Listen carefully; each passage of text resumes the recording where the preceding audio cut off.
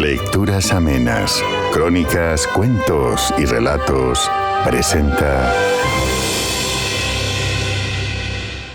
A la busca del seno perdido, de Enrico La Stella. El aire era de un azul frío, como el de algunos metales de la tierra, señal de que la mañana estaba ya avanzando.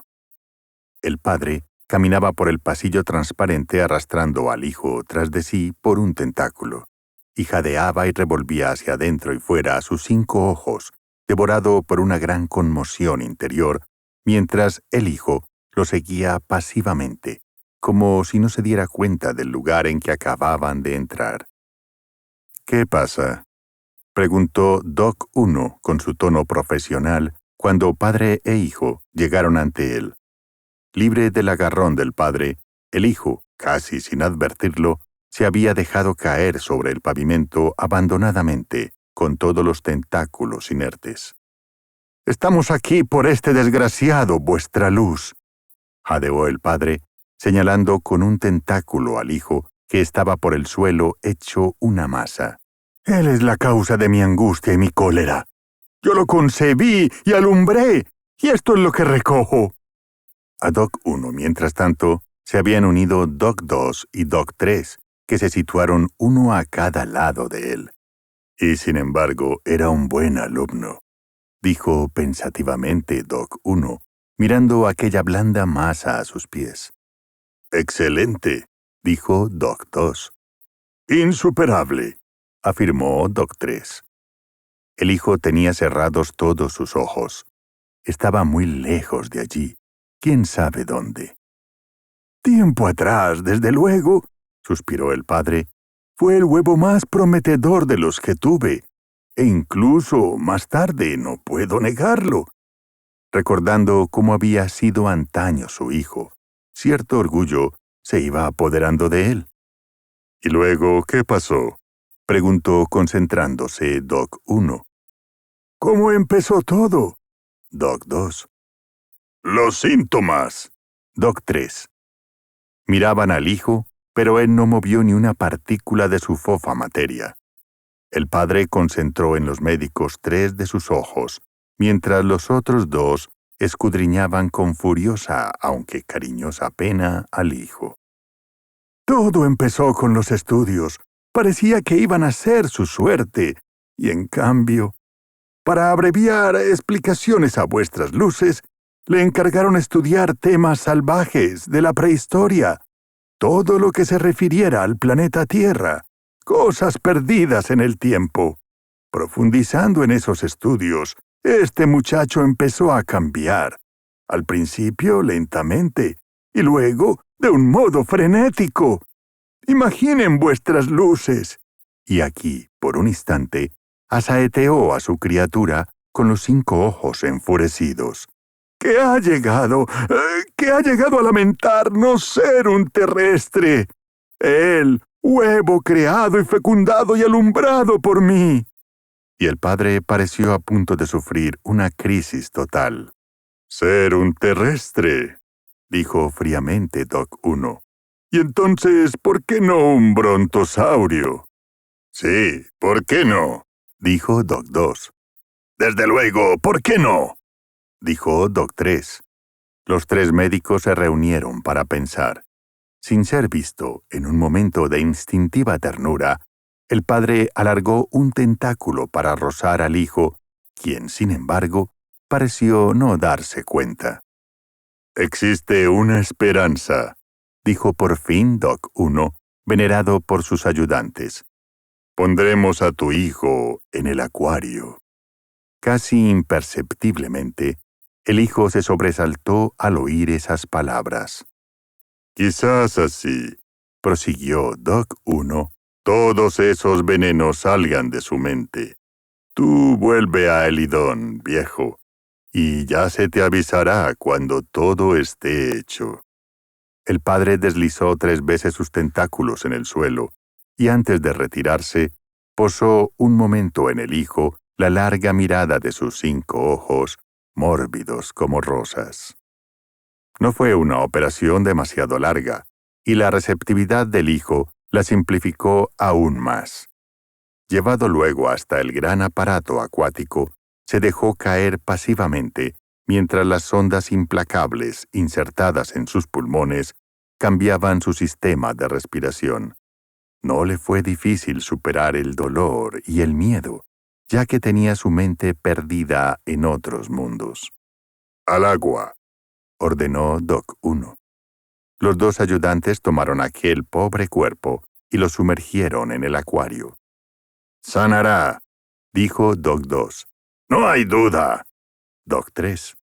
«No tan seguros», repuso severamente Doc 1.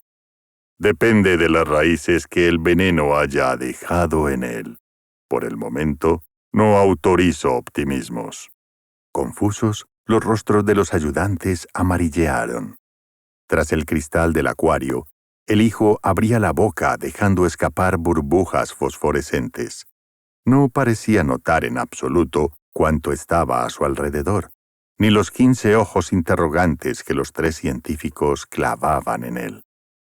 El hijo estaba solo ahora, y aunque de otra forma, la vida había vuelto a florecer en él. Sin pulmones se puede también vivir. Se puede vivir de cualquier manera mientras no sea tocado el pequeño centro interior, aquel que ningún doc puede llegar a inspeccionar.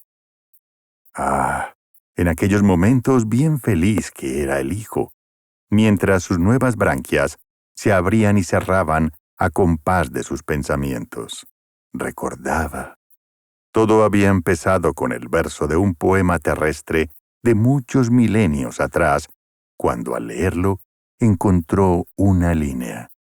Y los dulces senos de Ana lucían rubios a la luz de la luna.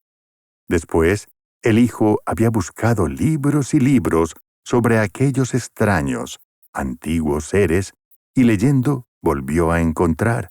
Mara tomó a su pequeño de la cuna y lo acercó a su pecho para que se alimentara. En el centro documentación de Elidón, los libros sobre las civilizaciones perdidas eran innumerables. El hijo volvió a investigar y en sus lecturas halló. Estrechado al pecho de ella, se sentía seguro y protegido, como un refugio que nadie hubiera podido violar. Y reuniendo todos estos datos, el hijo sentía una inquietud antes desconocida, como una ansia y una lánguida dulzura que insensiblemente al principio, pero gradualmente más ansiosa y radical, lo iba cambiando. Llegó a mirar con odio su cuerpo, aquella gran masa blanda de la que tan orgullosos estaban todos los habitantes de Elidón. Y una ansia oscura le cruzaba por los ojos, hacía pesados e inútiles sus tentáculos. Y leyendo más encontró. Su busto emergía del torrente, con los tiernos pechos inundados de luz.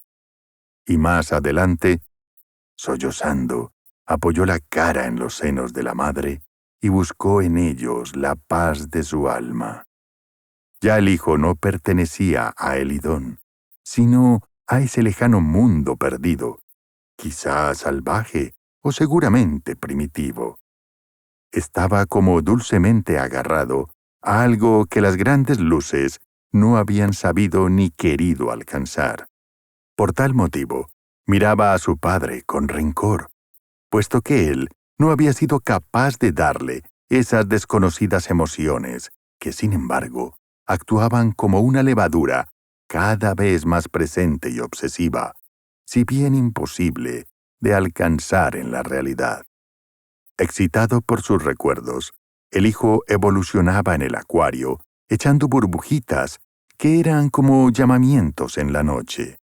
Se rememoró buscando y encontrando en los libros aquellas grandes láminas e ilustraciones.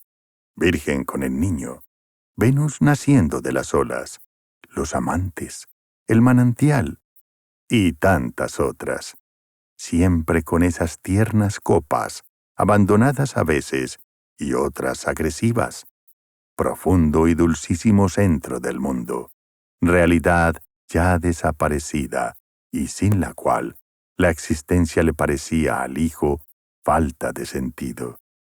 tiene un valor la partenogénesis, lo tienen la inteligencia luminosa de las galaxias e incluso su mismo y oscuro enlace con el Padre, si faltaban aquellas amorosas colinas, y cuánto significaban ansia y languidez, distanciamiento, regreso. El acuario estaba ya sumido en una honda noche, y solamente el hijo, en todo el asteroide, estaba aún despierto. Se despertó en el gran aparato y entreabriendo los ojos vio las 3 graves caras de los Doc y oyó decir: «Dejémoslo aquí en decompresión. Que el agua salga lentamente a lo largo de un día para que sus pulmones se acostumbren otra vez al aire. Después se sabrá si el veneno ha salido de su cuerpo. Después se sabrá». Doc 2. «Así es». Doc 3. Y se fueron.